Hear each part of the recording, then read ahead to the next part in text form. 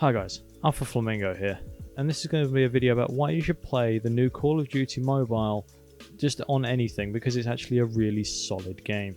Now, if you don't believe me, as you can see from the clips in the background here, it's actually just Black Ops 2 and Modern Warfare maps just kind of merged together into one with Modern Warfare and Black Ops weapons. And in my opinion, that is a really, really good thing, because this is kind of what COD fans have been asking for, kind of a remaster of both or a mashup of both. And to actually have that but on mobile kind of sucks, but the fact that it's there in itself is really good. So that begs the question, should I even play this at all? Because if it's a mobile game, it's just going to be full of microtransactions. And while that is true, they don't seem overly predatory. Yes, there is loot boxes, but everything you can in them, you can earn just through playing the game through your XP tree, like you could in any other Call of Duty game. You know, you unlock your score streaks, your perks, everything is done through a system much like the level up system. Now, max rank in this game is only level 150 and there is no prestige, but it is a fair grind. I've been playing for around 20 to maybe 30 hours, kind of in that bracket, and I'm currently level 34, and I've been playing ranked as well, and I am ranked elite after around 40 games.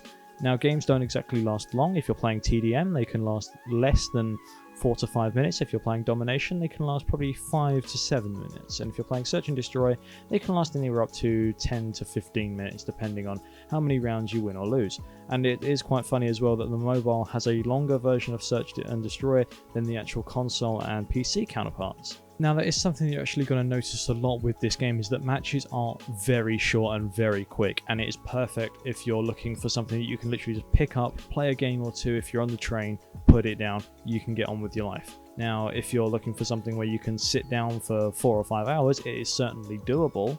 There's just going to be quite a bit of downtime in between, whereas if, you know, compared to a regular Call of Duty game. Now, you may have noticed by the footage as well that I'm currently playing on a emulator, and I choose to do that because I think that I am not overly great with the mobile controls. I've still done okay on it. You know, I've managed to get a nuke on the mobile controls so far, and I'm really proud of it. But bloody hell, is it hard? And you have also might be thinking in your head, you know, how is that overly fair if you're placing mobile players against PC players? And that's not quite how it works. From what I've gathered, it places you with PC players, and if it can't find a full lobby fast enough, it'll just kind of throw some bots in there, and sometimes the bots can be really annoying and really broken. And you know, when you're playing up against a PC player as well, when they're doing, you know, jump shots and still shooting and stuff, since that is quite hard to pull off on the mobile itself.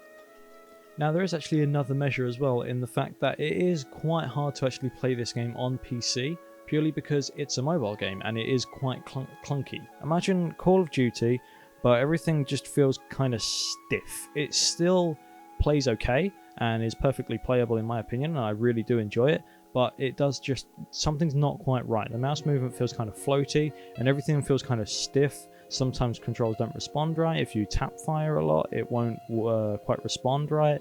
And this is something that I'm going to guess Tencent is going to fix over time with their emulator, because I'm using the Game Loop emulator, which is Tencent's actual official emulator for Call of Duty. And I'll leave a link down below for you to get that if you are interested on playing PC. It runs really damn well. But yeah, it is something that they're going to have to iron out over time. But it does work for now, and I'm happy to play Call of Duty Mobile on that emulator, as well as on the mobile as well. And it runs really, really well on mobile. I really would recommend giving it a go at least once on mobile if you are not into the whole thing, because I have an S8 and the thing runs at 60 FPS at 1440p on medium graphics settings. It is gorgeous and it runs very, very well. So good job, Tencent. Now, what is the content like? So the actual content of the game, you have 5 game modes. You have TDM, you have Frontline, which is just TDM but set spawns, so spawn camping is a fucking nightmare. You have Domination, you have Search and Destroy, and then you have Versus AI.